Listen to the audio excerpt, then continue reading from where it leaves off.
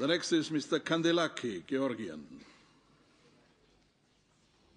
Mr. President, I'd like to start with expressing regret that our Russian colleagues are really unenthusiastic about the international independent investigation. They instead tell us that if the Council calls them to comply with international law in January, they will leave Council of Europe. That is called, ladies and gentlemen, blackmailing. And I call Mr. Gross not to buy blackmailing. Now, there are facts that are disputed, such as the outbreak of this crisis, and we believe we produced convincing evidence how the war started.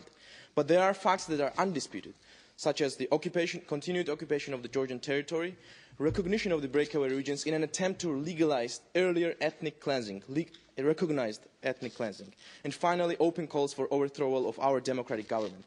These all are declared policies of the Russian government.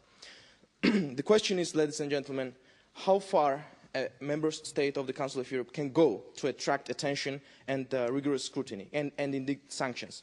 Pretext of this war, dear colleagues, was manufactured by distributing these passports, these unsigned passports echoing darkest times of European history.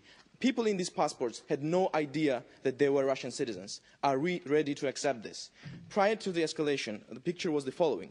Direct Russian rule through appointment of Russian generals at ministerial posts in South Ossetia was cemented in 2004 when Georgia launched ambitious reform agenda. The more reforms were delivering, the more frustrated Moscow was getting. The question is why?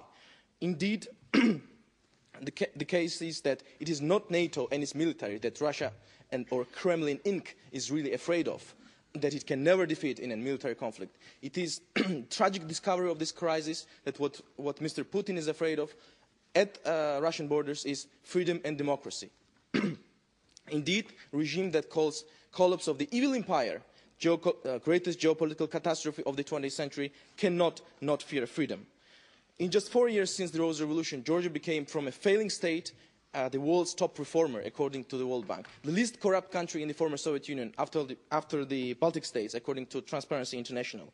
Does anyone really want to believe that succeeding Georgia wanted to commit a suicide by attacking Russia that is hundreds times bigger than it?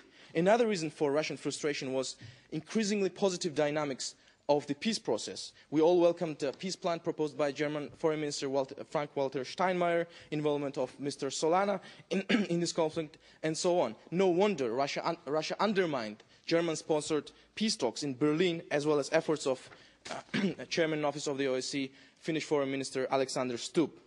Ladies and gentlemen, we are not calling for isolation of Russia. Mr. Gross yesterday spoke about political learning. And I think the chief lesson of this crisis is indeed that ambiguity and lack of clarity invites further aggression. Thank you.